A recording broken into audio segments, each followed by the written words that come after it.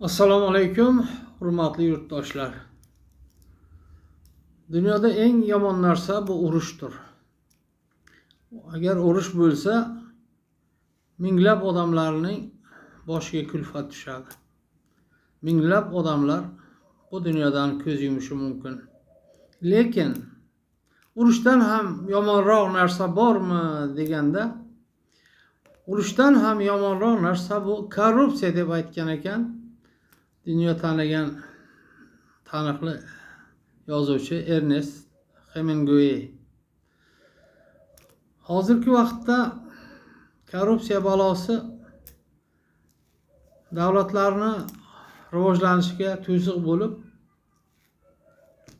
rivojlanishini orqaga tortadi. Xo'p, prezidentimiz shunday deganlar: islohotlar yo'lidagi eng katta to'siq va g'ov bu korrupsiyadir. Korrupsiya shunday yovuz illatki, u xalqning davlatga, konstitutsiya va qonunlarga bo'lgan ishonchiga putur yetkazadi. Barqaror rivojlanish va xavfsizlik uchun jiddiy tahdidga aylanadi. Barchamiz birlashib korrupsiyaga jamiyat tanasidagi saraton sifatida qarashimiz zarur deb hisoblayman deb aytdilar. Keyin bir nutqlarida agar deyaptilar, O'zbekistondagi korrupsiyani yo'q qilmasak, poraxo'rlikni yo'q qilmasak, vaziyat yaxshi tomonga o'zgarmaydi deyaptilar. Men bir o'zim kurasha olmayman. Men qaror qabul qilishim mumkin. Qaror ham qabul qildik deyaptilar. Lekin buni nazorat qilish, talab qilish, so'rash, befarq bo'lmaslik bu jamiyatning burchi deb aytdilar prezidentimiz. Hurmatli do'stlar, dunyoda 2000 dan ortiq millat bor ekan. Birlashgan Millatlar Tashkilotiga a'zo bo'lgan davlatlarning soni 193 ta. Ya'ni bu 10% ni ham tashkil qilmaydi. 10% ga yetmaydigan davlatlar mustaqil va ularni o'zlarining davlatlari bor. Shu uchun mustaqillik bu bizga Alloh tomonidan berilgan bebaho ne'matdir. Mustaqillikni saqlab qolish uchun barcha yurtdoshlarimiz o'z qo'llaridan kelgancha harakatlarni qilish kerak. Chunki mustaqilligimizga tahdid soladigan eng katta bir yovuz balo bu korrupsiya balosidir, hurmatli do'stlar. Korrupsiya bo'lgan davlat rivojlanmaydi va korrupsiya bo'lgan davlat bir kun kelib tanazzulga yuz tutishi mumkin. Shu uchun siz, biz, oddiy xalq shu birlashib korrupsiyaga qarshi kurashishimiz kerak. Hozirgi kunda davlatimiz va prezidentimiz korrupsiyaga qarshi kurash olib bormoqdalar. Biz ham oddiy xalq agar shu korrupsiyaga qarshi kurashish uchun birlasha olsak va birlashib harakat qilsak, korrupsiya balosini yengamiz. Buning uchun yurtdoshlarimiz befarqlikni yig'ishtirishlari kerak, tarqoqlikni yig'ishtirishlari kerak, qo'rqoqlikni yig'ishtirishlari kerak. Hech bo'lmaganda shu hozirgi vaqtda O'zbekistonda statistika bo'yicha 15% kambag'allar bor ekan. Agar shu 15% kambag'allarning 5% birlasha olsa ham katta miqdordagi bir jamoat, katta sonli jamoat tashkilotini tuzish mumkin bo'ladi.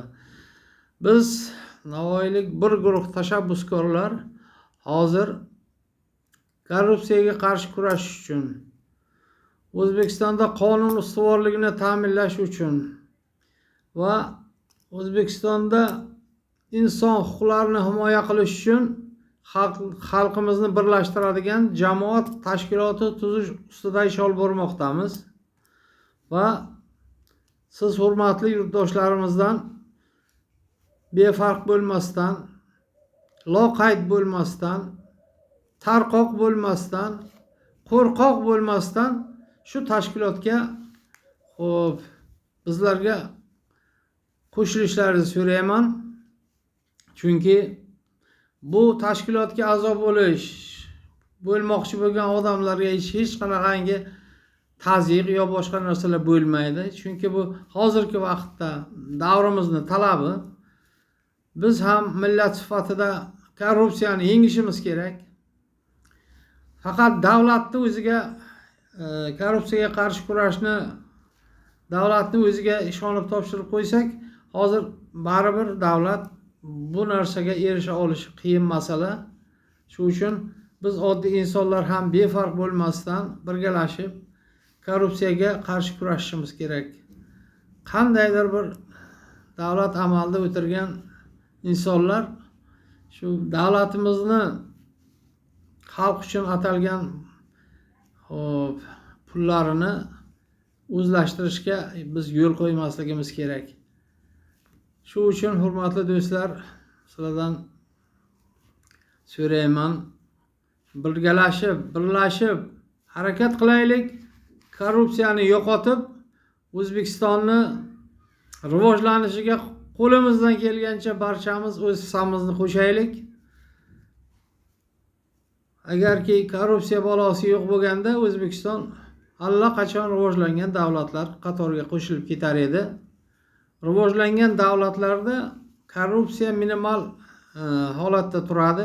Chunki inson bor ekan, u nafsiga qul bo'lib korrupsiyaga yo'l qo'yishi mumkin.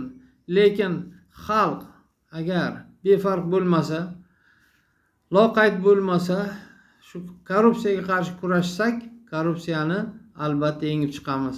Chunki bu dunyodan hech qaysi inson hech narsa olib ketmasligini tarixdan hamma yaxshi biladi. Shuning uchun Muhammad Yusuf shunday degan: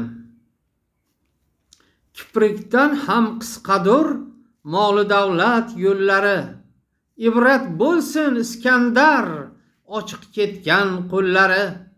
Uzat deysan, ber deysan, hech qo'ymading odamzod. Tuya to'ydi, fil to'ydi, sen to'ymading odamzod. Bu 3 kunlik dunyoda savlatingga kerilma. Qasr qurma, bog' qoldir, davlatingga kerilma.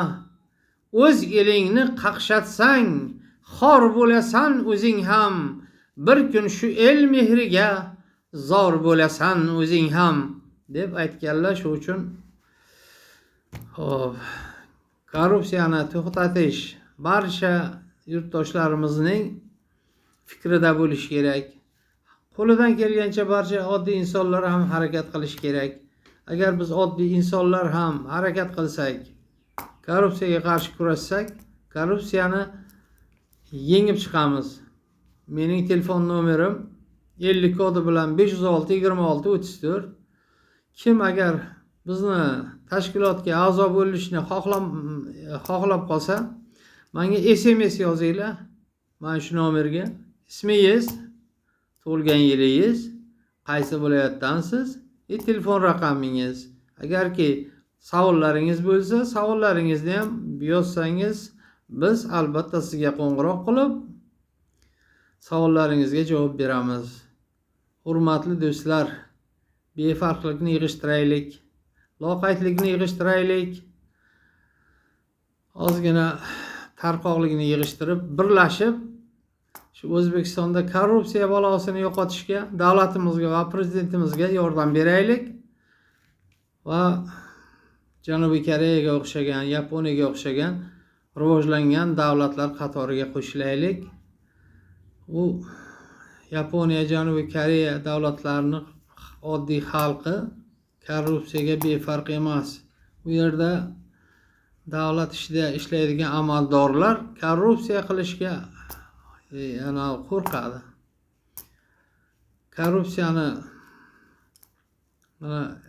Xitoyda korrupsiyaga o'lim jazosi berilgan. Shu sababli Xitoy hozirgi kunda dunyodagi eng rivojlangan davlatlarning oldagida turibdi. Shu uchun barchalaringizni befarq bo'lmaslikka, loqayd bo'lmaslikka chaqiraman. Bizga qo'shiling va biz albatta korrupsiyani yengamiz. Hech kimni korrupsiya tufayli qonunbuzarlikka uchrashi kerak emas. Hech kim qonunbuzarlikka uchragan bo'lsa, xo'p, huquqlari tiklanishi lozim. Bizning jamoat tashkilotimiz ushbu ishlarni amalga oshiradi. E'tiborlar uchun rahmat. Omon bo'linglar.